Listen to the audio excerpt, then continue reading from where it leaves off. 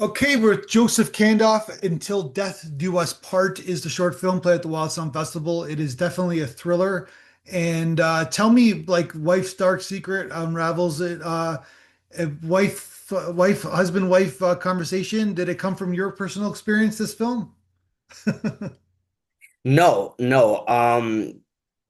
Fortunately, no. I was I'm kidding, so happy but it hasn't been a personal experience. yeah. So, how did you kind of come up with this idea? Because you wrote the script. Where was this idea come from? Yeah, so it was actually a rather unorthodox, way of the way that it all unfolded. It's not like the usual you just come up with a story and then flesh out the characters, et cetera, et cetera. Mhm. What happened was I first thought of just the opening scene. That's the Okay. thing. I was it's hard to pinpoint a specific inspiration, I guess. Maybe I think I was listening to a song, I was listening to a piece of music that revolved around the topic of like toxic relationships and etc.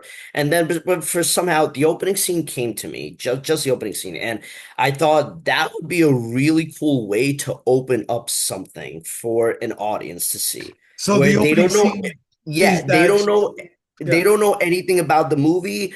They just think a wife is going home to her husband, and then boom, they see that. So I thought of the opening scene, and then I kind of like I didn't know what to do with it. I'm like, okay, is it going to be part of a movie, a feature, short? Am I Mm. gonna put it as part of like an episode of a TV series I do? So I didn't know what I would use it for, but I definitely knew it was a great opening. So that was how it started. I wrote the opening, I put it away, and then over the years I came back to it, I thought about it, etc. And then for some strange reason, I only thought of the ending because I was just thinking about, okay, a story starts like this, it only has so many places it can go. It's not like a story that starts this way can just has an infinite amount of endings. You know what I mean? There's just a very few places something like this can go. And so the more I thought about how it can end, I thought of like the ending that I got, which was a rather shocking ending. And so yeah, it was very random that I thought of the opening and the ending, and then I knew I had something, and I just had to flesh out the rest of the story. And to fleshing out the whole middle chunk, the actual story and the characters was the Yeah. the hardest part. So that's how it happened. It started with the opening, the end, and then came back around to the middle, as opposed to a standard way of just doing the whole story. So the setup is that the wife comes home, walks into, and her husband's still tied up, and Yeah, basically, and she seems a little crazy, seems a little too happy, and then yeah. then we figure out what's going on from there, I guess, right? Right, right. So Exactly, then, exactly. when did you know that you had like a film to shoot? Uh, I'm When I'm you were sorry. writing it, when did you know, like, okay, this is ready. Let's go make a film. So yeah, that was quite an interesting thing because I was trying to figure out whether it can be, what format it's going to be, whether it can really be a full-size feature, how much of a story there is in there. And then there are a couple of reasons that I decided it should be a short. First of all, just in terms of logistics, this was all done at a personal expense. So Okay. I only had enough money to finance a short. I didn't have it and I wouldn't be able to gather enough money to finance a whole feature, Yeah. with so many moving parts. So that was the first reason, and the second reason is that this story I think is rather dark. I've been told by a lot of people that it's a fairly dark story, and so I wasn't sure how audiences would respond to it, how much they would embrace it, whether it would be popular with like mass audiences, and so I just wanted to kind of see how it would do first, and then I told myself if audiences respond to it well, if it gets really popular in festivals and people really love it and etc., then there's a potential to do a feature version of it, which I'm interested in doing. I do have the story for a feature Oh, version. you do. You wrote the I, feature version. I didn't write it yet, but I definitely have like the Oh, you got the whole idea. Gotcha. outline, yeah, of how the feature story would go. So yeah, those are pretty much the two main reasons. I just decided that a short format would be the best way to go for now. So where are you based? I'm in Queens, New York. Queens, New York. I've heard Yeah. of that before. Yeah. Does that make you a Mets fan or? No, I'm not really into sports, Okay, to gotcha. All be right. perfectly I honest had to with you. ask. More, Okay. more of just an artist. Because they're in the Queensboro, I guess, right? So okay, so tell me about like so obviously it's just the two actors. One's tied up. Obviously, there's a device that you use to to finally make them speak. Where did you find your two actors? So the male actor is actually a very close friend of mine. Okay.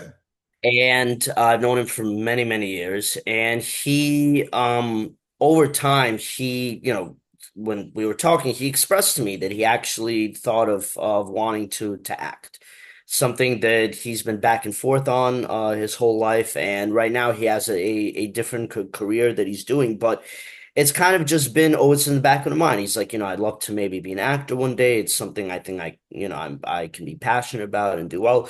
And so I'm like, you know what? Yeah, if I, because he knows that obviously he knows I'm a filmmaker. I do what I do. So I kind of always told him, I'm like, listen, if the right project comes along, I'd love to give you a shot. You know what I mean? Like through me, you can, probably try to go for your dream. And so I thought that you know, uh, this was the right project for him to join, even though it's his for a first role. It's a very complex Yeah. role. There's a lot to it. It's very psychologically complex, but I definitely thought first of all, I thought that he'd be able to pull it off. I believed in his talent.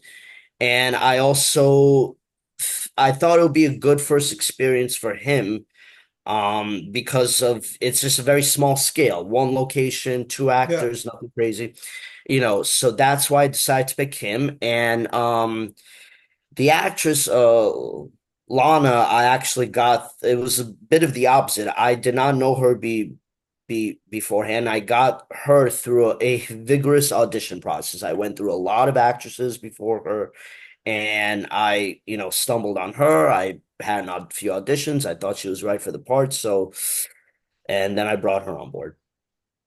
So you keep them separated in the from a directorial standpoint during the whole film, I guess, right? So Hmm. how did you shoot that? Were they always were they always there for each other, I guess, when they're in their close-ups? Yeah, yeah, they were in the same spot pretty much throughout Hmm. the whole time. It was a 2-day shoot, so very condensed. But yeah, yeah, they were. I mean, I didn't have a lot of wides with both of them in the Yeah, frame. That was an intentional choice on my sure. part. Yeah. I wanted to be very closed in. But yeah, they were always acting opposite each other. There wasn't a point where one of them was away and the other had to act. So. So so this is kind of like thematically, what do you think what is this film about?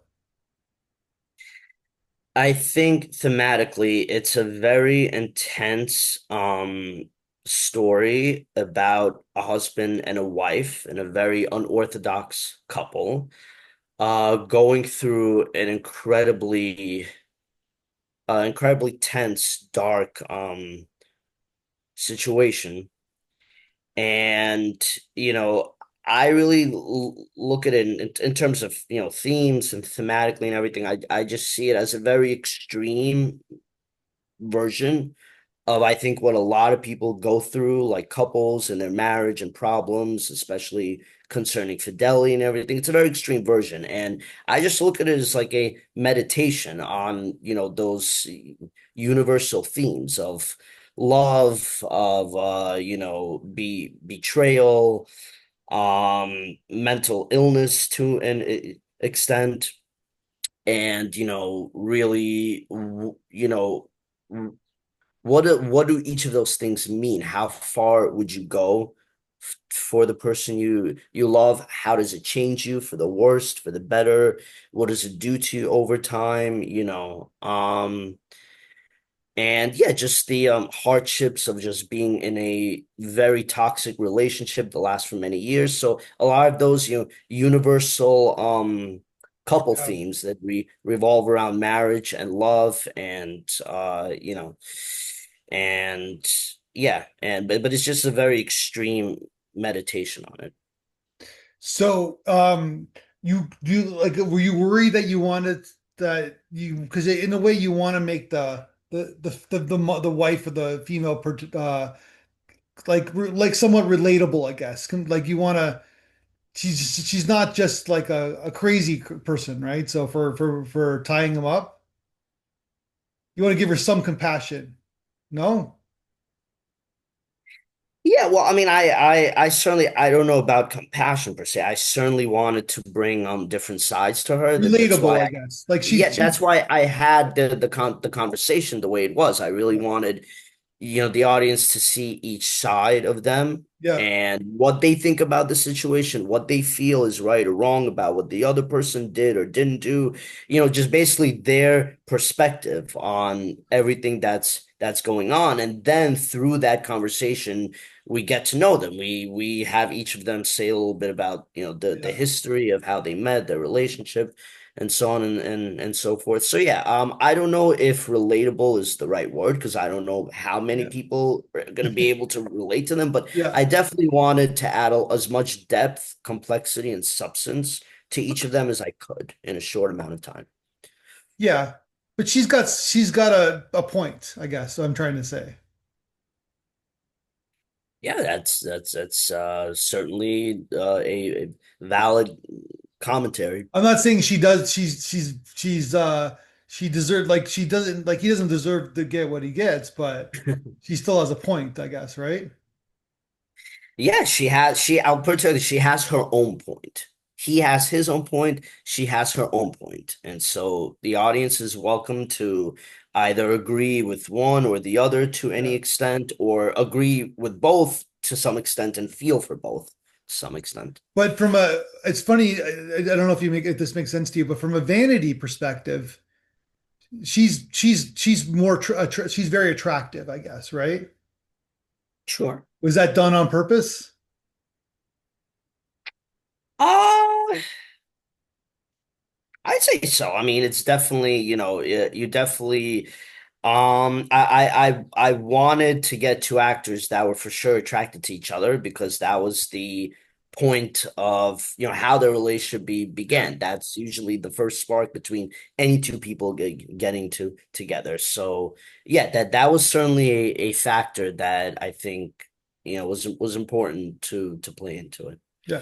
But that said, she's fucking crazy, right? So, so Yeah, yeah, absolutely. you said it was Wall to wall. you said it was a 2 day shoot. Like you said, Yeah. lots of close-ups. Did you like storyboard things or Yeah, we did. We definitely storyboard because we knew beforehand it was going to be a 2 day shoot, so we wanted to try to be as prepared as possible. Really, everything storyboard and structurally, and create different yeah, shot lists, and action do a lot of previs. Really go into it prepared to be as efficient as we could with yeah. because it was so time constrained. And then tell me about the editing experience. Did you edit the film yourself? Yeah, I did. I did. Yeah, so the editing was pretty grueling because I knew that I was really gonna go big with this film, bigger than I have my previous project. So, gonna submit it Yeah, to I start submissions to a lot of the top film festivals. I'm doing a huge film festival push, and so because I'm planning on really taking this film to the top levels I can, and I knew it would potentially be seen by a lot of the the big some very big players potentially, and so I wanted to make sure I went full freaking OCD on it. I wanted to be for it to be as perfect as possible. So I mean I'm definitely I'm a perfectionist by nature with every project.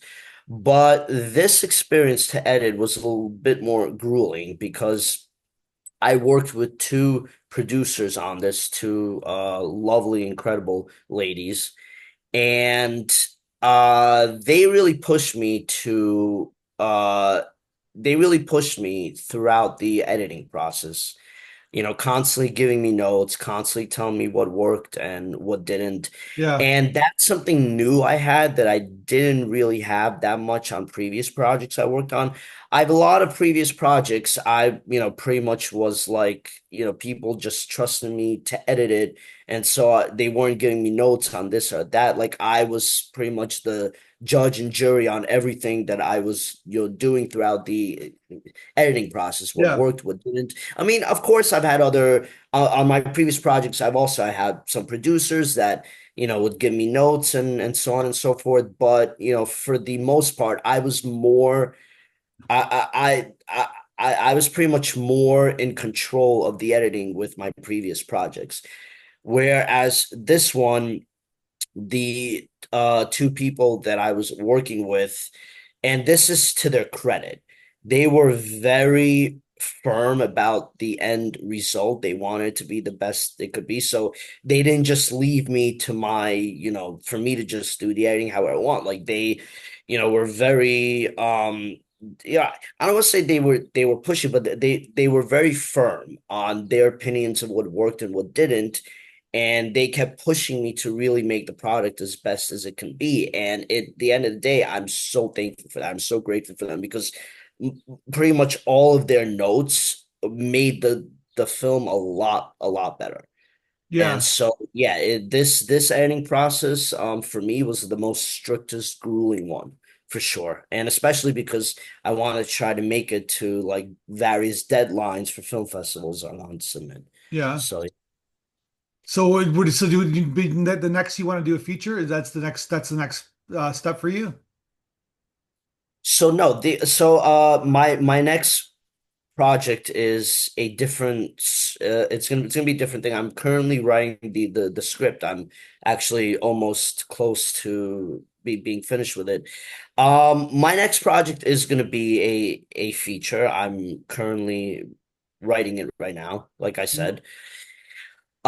It's gonna be a different story, different, everything. And then I have a couple of other projects on my plate. So basically, the feature version of this is something that's on my plate that I'm ready to go at any moment if things come together with it. If again, if audiences really love it, maybe, if someone really, sees it and loves it and wants, is interested in doing a feature version of it with me, and we have a discussion about it, like I'll be more than happy to do a feature version of this specific story. It's not the next one I'm doing Yeah. that's on my plate, but yeah, like I said, I have the outline of the feature of version of this film ready to go. So should the opportunity arise where I have people interested in making a feature version of it, I'm ready to go with it, no problem. Gotcha.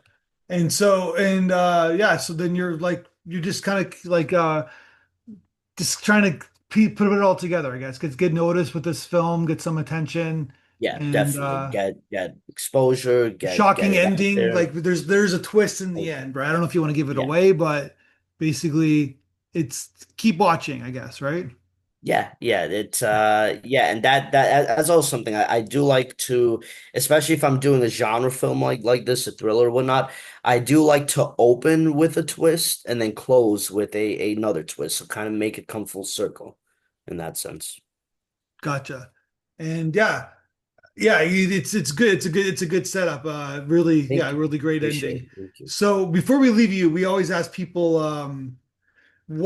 what film they watch the most times they're in their life. So in the blog interview, we asked you that question. Do you remember what you said? Yeah, yeah. What? I don't. I don't think I have a single film that I watch more than any others. My definitely top. The Dark Knight for me, it's a classic. The Lord of the Rings films. Yeah.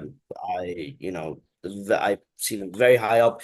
I'm a big Marvel guy, Marvel and DC, so I definitely No, those no, are no. like You the said ones one that I film watch a that you lot. watch the most times And out of then the yes, five. there is one film that I watch simply because I Yeah, enjoy it the most. yeah. Entertainment value. I laugh at it every time. Bad Boys 2. Bad Boys. That movie just yeah, just watching that makes me smile with everything about the movie and the humor, the action, the chemistry between them. So whenever I'm like sad or in a bad mood, that movie just puts me in a good mood and entertains the crap out of me. So Bad Boys 2 just for me it's like a feel good movie. Yeah. You know what I mean? That I watch. Yeah, I pretty much just for that reason, I think I probably watched it more than all the others. Yeah, Would definitely a you? feel good movie for me But for that sure. is it superior than Bad Boys One, the first one? Is it a I'm superior sorry. film? I think yes. I think Bad Boys 2 is definitely my favorite of the franchise. I mean, I love them all. I love all the films, but Bad Boys 2 is a personal favorite for Oh, there's a sure. third one too, right? Yeah, Yeah. yeah. Third one is awesome. Is it awesome? Michael Mann at his best. Yeah. Michael Bay. Actually, the Did I third say one Michael wasn't. Mann? Sorry, Michael Bay. Yeah. Yeah, Whoa, that's a different. the third one wasn't directed by Michael Bay. Oh, was it? Okay. No, it was directed by another a filmmaking duo actually. There was a fourth Bad Boys film, and they did both the third and the fourth one. It did a Oh, great job. The third Bad Boys 3 and Bad Boys 4 are both great movies, and Michael Bay did the first two. first two. Gotcha. Oh, okay. Now you make me want to go watch it then. I haven't seen the third or the fourth film. I remember the You second should, one. I you remember I should. saw the movies. I remember seeing it. Yeah. Yeah.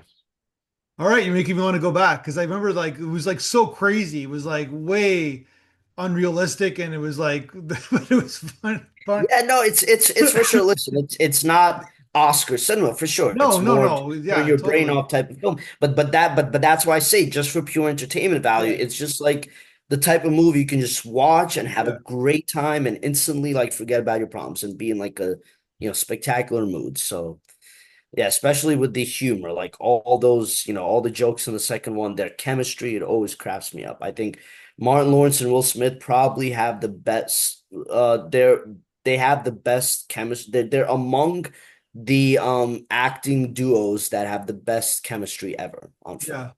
In the top five, I would say. God. Yeah, maybe that makes sense. All right, man. Well, congratulations again and let's talk Thank again you. when either you make this in the future or when you make your next film. Thank you. I appreciate it. Appreciate it.